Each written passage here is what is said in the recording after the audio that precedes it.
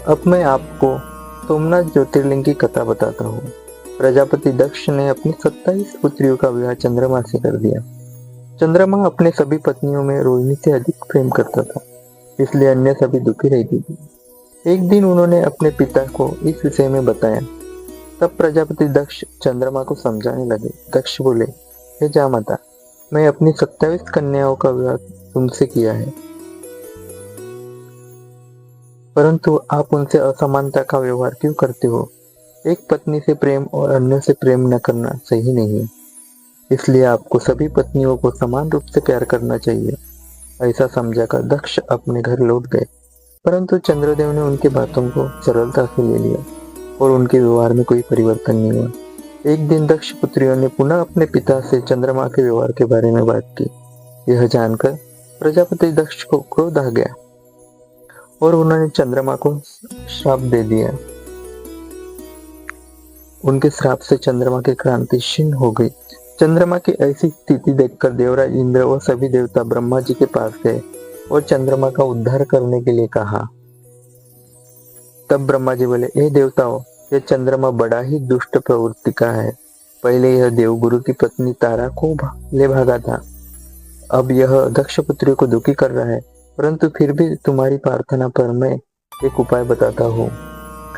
यदि चंद्रमा प्रभास नामक तीर्थ में जाकर भगवान शिव की आराधना करके महामृत्युंजय मंत्र का जाप कर उन्हें प्रसन्न करे, तब उनके दुखों का निवारण हो सकता है।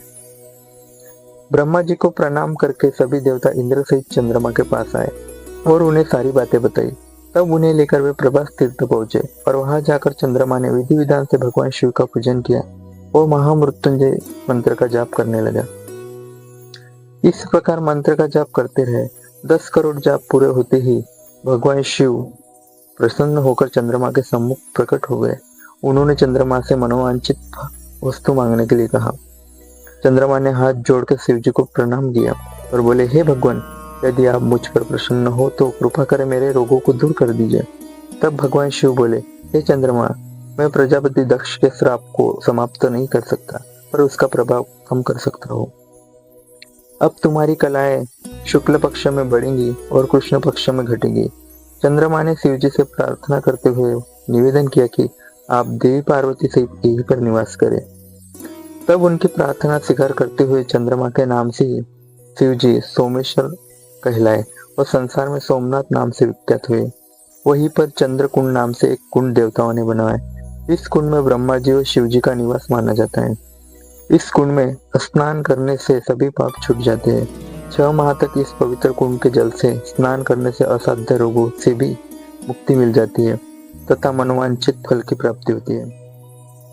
भगवान शिव के आशीर्वाद से चंद्रमा निरोगी हो गए और पहले की भांति अपना कार्य करने लगे। इस प्रकार मैंने सोमनाथ की उत्पत्ति के बारे में तथा सोमेश्वर ज्योतिर्लिंग के बारे में बताया। इस कथा को सुनने, पढ़ने अथवा दूसरों को सुनाने से अभिष्ट फल की प्राप्ति होती है और पापों से मुक्ति मिलती है।